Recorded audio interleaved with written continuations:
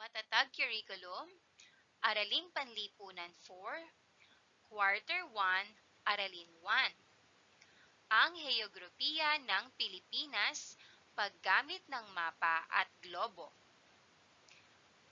Ako si Teacher Aika, ang inyong magiging guro.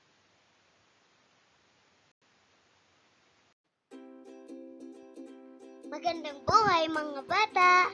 Tara, samahan ninyo akong matuto kasama si Teacher Aika, your online teacher. Please don't forget to subscribe, like, share, and hit the notification bell for more videos. Thank you! Ang ating aralin ngayong araw ay tungkol sa Araling Panlipunan 4 at ito ay may pamagat na ang Heograpiya ng Pilipinas, paggamit ng mapa at globo. Simulan na natin! Bago tayo magsimula, narito ang mga kasanayan at layuning pampagkatuto. Kasanayan, natutukoy ang kinalalagyan ng Pilipinas gamit ang tiyak at relatibong lokasyon. Mga tiyak na layunin. Number 1, nakikilala ang globo bilang modelo o representasyon ng mundo. Number 2, nagagamit ang mapa bilang patag na modelo ng graphical ng mundo. Number 3, natatalakay ang mga espesyal na guhit sa globo.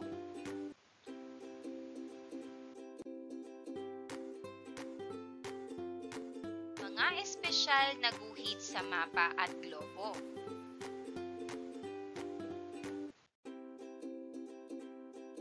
Mga bata, mahalaga bang malaman ang tiyak na kinaroroonan ng isang lugar?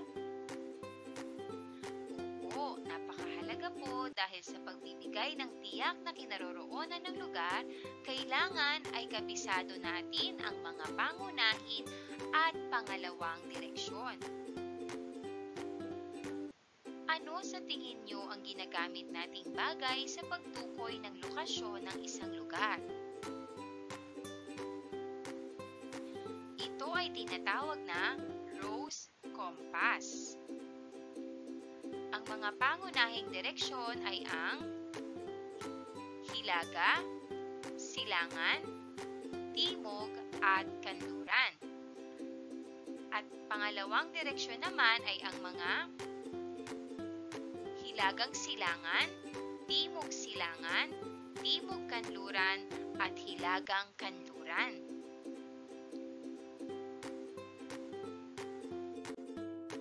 Mga bata, tingnan mabuti ang larawan. Ano ang tawag dito? Tama, ito ay tinatawag na globo. Ano naman ang pangalawang larawan? Mahusay, ito ay tinatawag nating mapa. Ano kaya ang kahalagahan ng mga bagay na ito? At saan natin kadalasan ginagamit ang mga ito?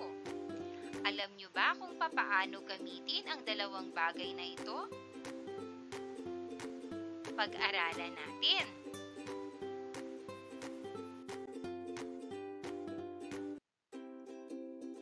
Ano nga ba ang globo?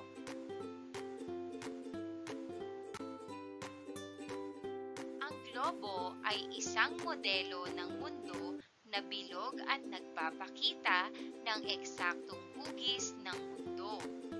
Ipinapakita rin ito ang mga kontinente, karagatan, at iba pang mga bahagi ng mundo sa kanilang tamang proporsyon at posisyon.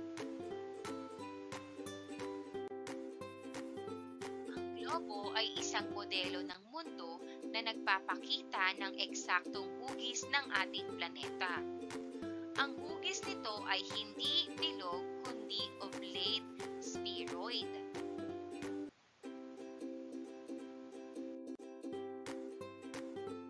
Ito ay nagbibigay ng tamang proporsyon ng mga kontinente at karagatan.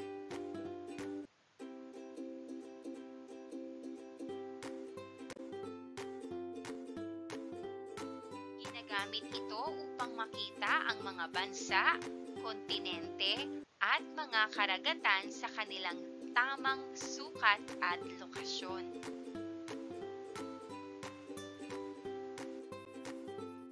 Ang globo ay nagbibigay ng mas tumpak na paglalarawan ng distansya at direksyon ng mga bansa kumpara sa mapa.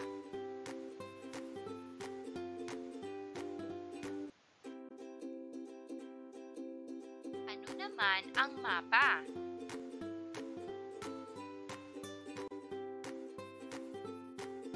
Ang mapa ay patag na paglalarawan ng mundo o isang lugar na ipapakita sa mapa ang mga kalupaan, katubigan at hangganan ng isang lugar.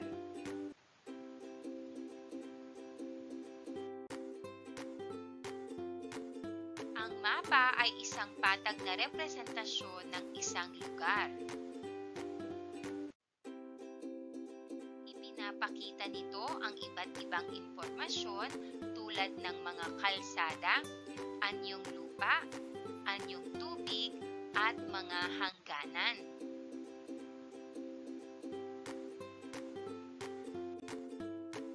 May iba't ibang uri ng mapa depende sa layunin nito, tulad ng mga mapa ng kalsada, heograpiya, politikal at klima.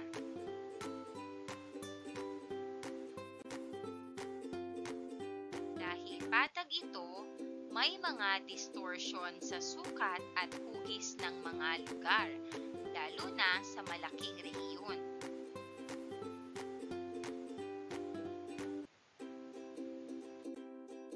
Bilang pagsasanay sa ating natutunan ngayong araw, isulat sapat lang ang tinutukoy ng bawat pahayag. Number 1. Ano ang hugis ng mundo? Number 2. Ano ang ginagamit na modelo ng mundo? Number 3. Ito ay patag na paglalarawan ng mundo. Number 4. Anong mga impormasyon ang ipinapakita sa globo? Number 5. Anong mga impormasyon ang ipinapakita sa mapa?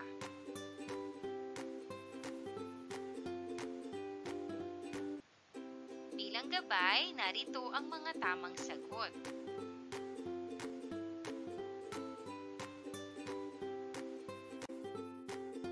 Dumako naman tayo sa mga bahagi ng globo.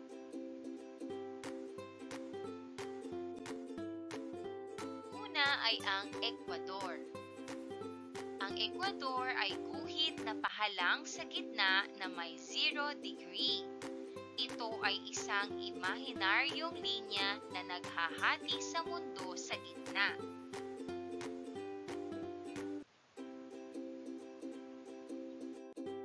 Timog-hating globo. Ang timog-hating globo ay ang itaas na bahagi ng globo mula sa Ecuador.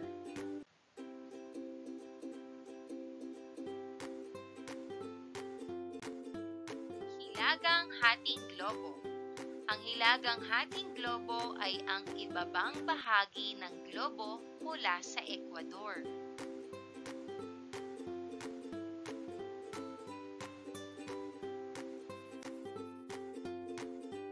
Latitude. Ang latitude ay isang distansyang angular na natutukoy sa pamamagitan ng dalawang paralel patungo sa hilaga o timog ng Ecuador.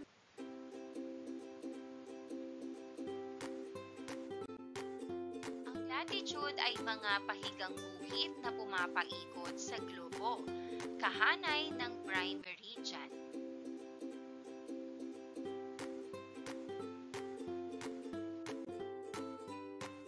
Longitude. Ang longitude naman ay ang heograpikong koordinato na tumutukoy sa posisyon ng isang lugar sa silangan o kanluran ng prime meridian.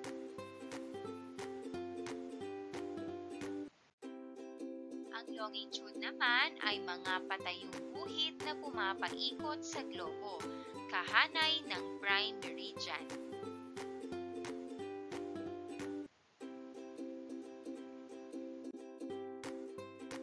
Tropiko ng Cancer. Ang tropiko ng Cancer ang pinakahilagang latitude kung saan maaaring sumikat ang araw ng diretso sa ibabaw sa tanghali. Ito ay matatagpuan sa guhit na 23.5 o sa gawaing hilaga ng Ecuador.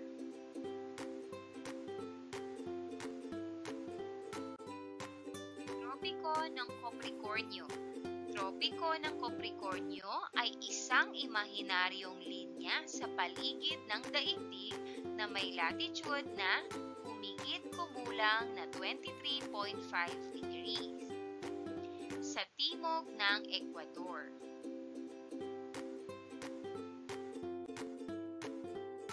Prime Meridian. Ang Prime Meridian ay ang imahinaryong linya na dumadaan sa Greenwich, Inglaterra at naghahati sa mundo sa silangan at kanlurang hemispero.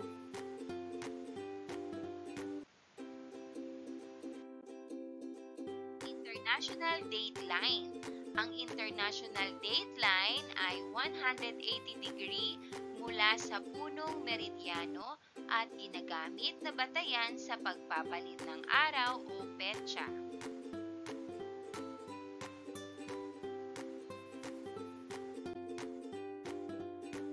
Pinatnubayang pagsasanay karerahan patungo sa mundo.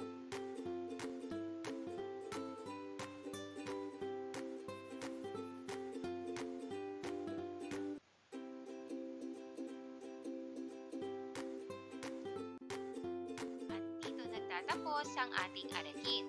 Muli mga bata, hanggang sa muli nating pagkikita, maraming salamat!